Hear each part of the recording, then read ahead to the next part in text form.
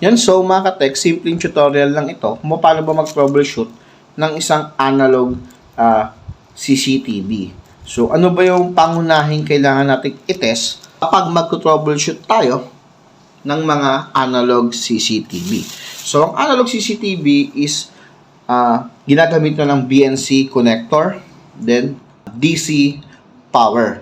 So, ibig sabihin ulit ng DC, direct current. So, may polarity siya, may positive and negative. So, sa nakaraang video ko, tinuro ko sa inyo paano gumamit ng tester. So, balikan nyo yung video na yun para magkaroon kayo ng idea kung paano ba gumamit ng analog tester. So, sa panahon ngayon, is marami nang gumagamit ng mga octopus, no? Like ito, ayan. So, ibig sabihin ng octopus, one source, so yung output niya is marami. So, marami nang gumagamit ng adapter na ganito. Minsan, usually, nasisira yung isang piraso, dalawang piraso. Or minsan, isang buo ang nasisira. So, paano ba mag-troubleshoot? Lalo na yung mga garbage display, yung mga no display. Ayan. So, yan yung mga pangunahing sira ng mga analog eh. So, sa IT camera is hindi naman natin mararanasan yan dahil digital na po ang IT camera. So, 0101 na ang read niyan. So, hindi siya katulad ng analog. So, analog pa yung binibigay niyang signal. So, example, itong BNC. Kailangan hindi siya shorted. So, ano yung hindi shorted? Hindi magkadikit ang ground sa positive. So, kailangan hindi magkadikit yung pinaka-ground niya mismo dito sa pinaka-tanso niya sa loob. Yun yung BNC connector. So, paano natin i-test kung shorted siya? So, syempre, tinuro ko sa inyo, continuity. So, dali nyo sa continuity, lagay nyo ito sa body, ayan, then, pasok nyo sa gitna. So, pag tinest nyo yan, kailangan hindi siya papalo. Ayan. Ayan.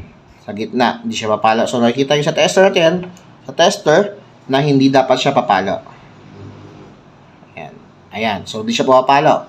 Kasi ito, body niya na yan eh. So, pag nilagay natin dyan yan, may continuity yan.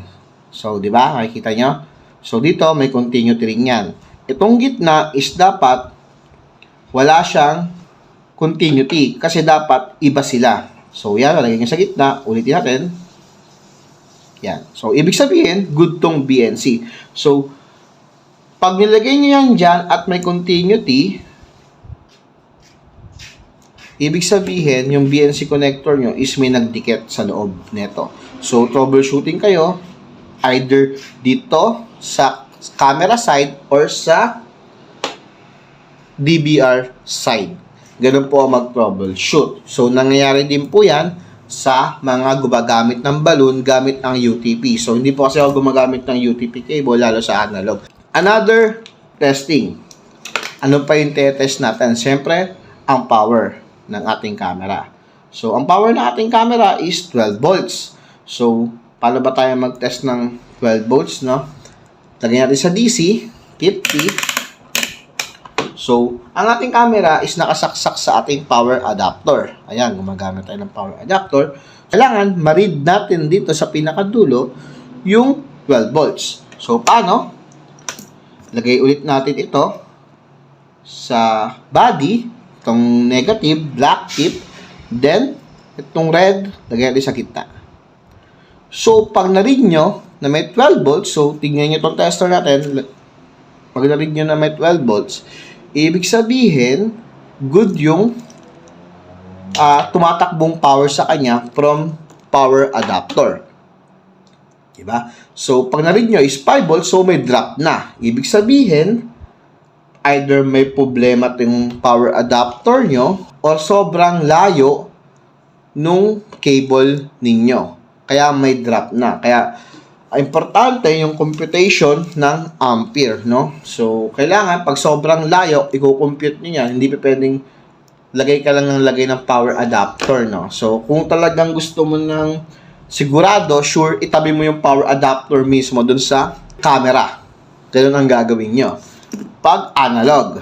So, sa IP, hindi naman natin ginagawa yan kasi technology na talaga ang IP camera. No? So, gumagamit na tayo ng mga PoE switches dyan. So, ang mga PoE switches natin is smart na. So, kaya na mag-range yan 250 meters, etc.